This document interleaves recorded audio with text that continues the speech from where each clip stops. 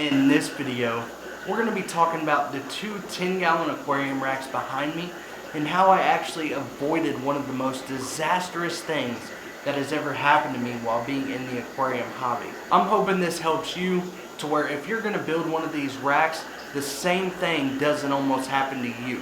So let's go ahead and dive in.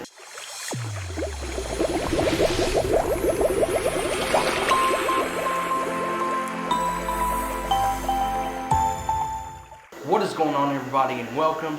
If this is our first time meeting, I am Ken the Water from Otter Creek Aquatics, and here on this channel we talk about things like fish breeding, planted tanks, and even some tips and tricks that could help you grow your aquarium keeping skills. So if you're interested in learning about any of those topics or just like the aquarium hobby in general, then go ahead and consider subscribing and ringing that little notification bell. That way you get notified every time I upload my weekly videos. Now let's go ahead and dive into those 10-gallon aquarium racks. First, I want to talk about the two different racks and how many tanks they actually hold, because this actually plays a vital part in this story.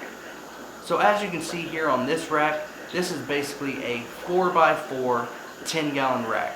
So it holds 4 tanks wide and it also goes 4 tanks high. This one over here is a 3x4. So it holds 3 tanks wide and it is also 4 tanks high. As you can see on the top, I don't actually have enough 10 gallons to fill this up, so we're going to be getting some 10 gallons here in the near future. Now I know what you're probably thinking, why in the hell would you want 28 10-gallon aquariums? Well, for one, it serves for a great deal of collectoritis.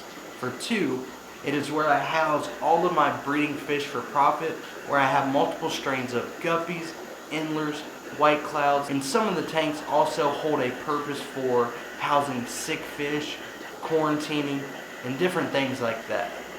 So now that I've shown you all the two new racks, I want to talk a little bit about the disaster that almost happened here in the new fish room.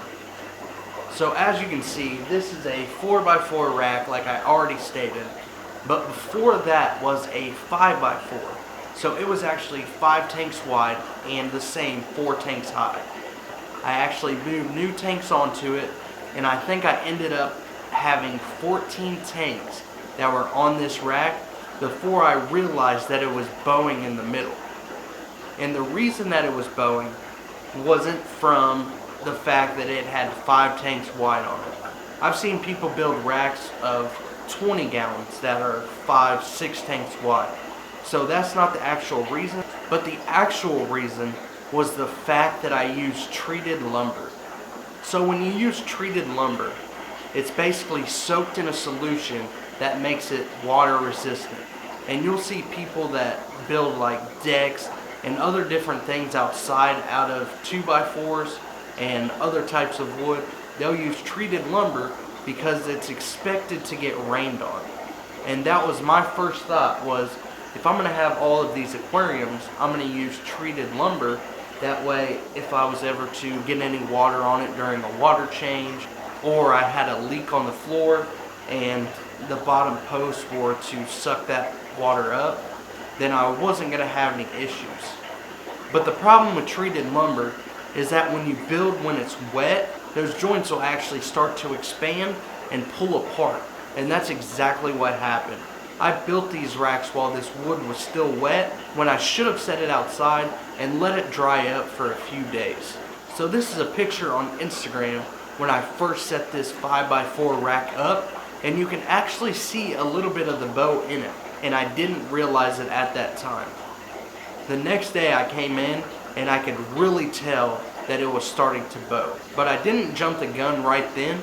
I actually tracked the progress of this bowing over the next 5 days. So what I did, I took the very center of this row and I measured it from the floor to the bottom of the 2x4. And what I seen was this rack was starting to bow a 1/16 of an inch more each day. Right then I realized that I better act fast or this whole rack is going to come crashing down. And that's exactly what I did. I actually built this 3x4 rack first, and I moved those 14 tanks from that 5x4 rack over to this one, and then I moved that 5x4 rack out of the way. I still have it because I'm planning on using that lumber. And then I came back and built this 4x4 rack.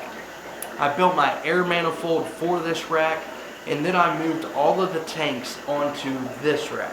After I filled up the 4x4, I then went into the old fish room, got the rest of the 10 gallons, built the air manifold for the 3x4, and moved the rest of the tanks to that rack. But as you can see, it worked out nicely. I was able to get another rack in this corner, and I'm just completely happy with how it turned out. So let me know what you all think of the 2 new 10-gallon racks behind me, and let me know if there's any guppy or endler strains that you would like to see me keep. As you know, I have 9 more tanks to fill, so it's going to be a lot of fun getting to set up those extra tanks and try to find some new strains to play with. I've got a lot of new and progress videos that are going to be coming out on the channel for the new fish room, so if you haven't already, go ahead and consider subscribing and ringing that notification bell. That way you can stay up to date with all the new videos. Thank you all for watching. Keep following your dreams. Keep inspiring. And until next time, everybody, see ya. Don't forget to wash your hands.